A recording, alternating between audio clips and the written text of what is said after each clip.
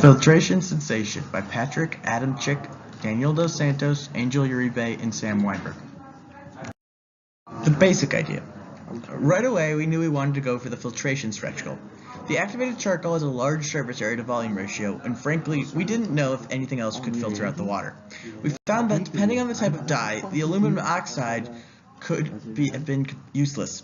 Our housing size is designed to use Bernoulli's principle, even though there is some friction which would throw off the calculations. A 6H housing allows a greater downward force from the water itself.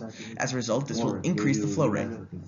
While a thinner housing would have also increased the flow rate, this would have opened the possibility that there would not be enough activated charcoal, ruining our attempt at maximum filtration. Now, at the same time, the activated charcoal was by far the most expensive of any of the materials we could have used. As a result, we needed to find a way to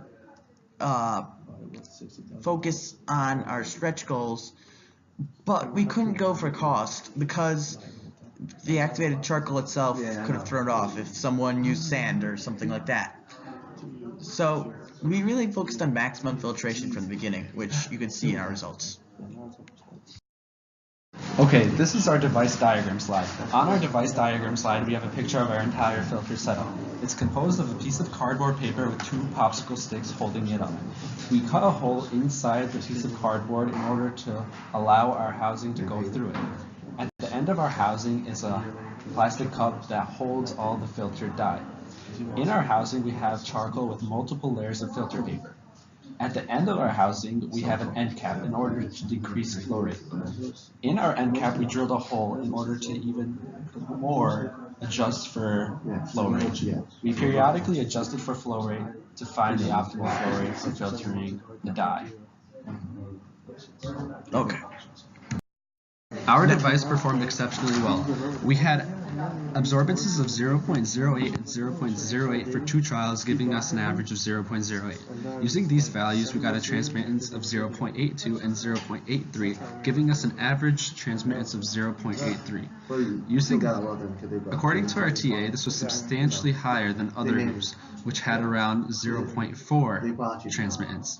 Not only was our data accurate, but it was precise, highly reproducible, with a standard deviation of only 0.002.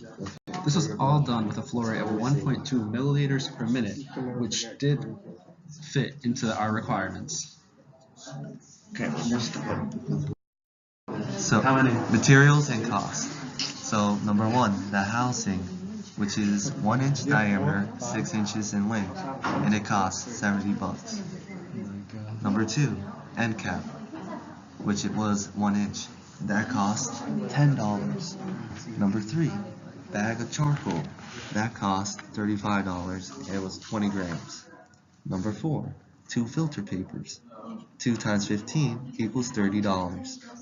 Number 5, a drill, which was $20.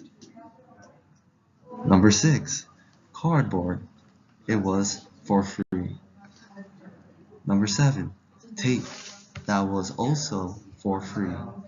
And finally, but not last, actually it is last, number 8, popsicle stick, which was for free. So one of the requirements for our project was to do 1 change or 1 iteration to our filter. We did 2.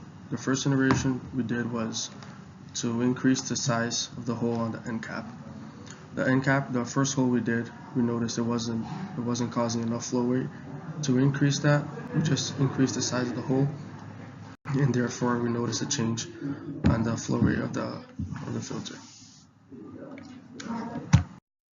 The second change we made to our filter was including 2 layers of filter paper instead of 1. So during our first test, we noticed that the water that was coming out was even darker than the one that we started with, because many pieces of charcoal was coming mixed with the water. So we decided to add 2 layers of filter paper in order for the charcoal to be filtered through those papers. In the first part, we just add the filter paper before screwing in the end cap. We noticed it was leaking through the sides, so we decided to put the end cap first and then add the filter paper. Boom.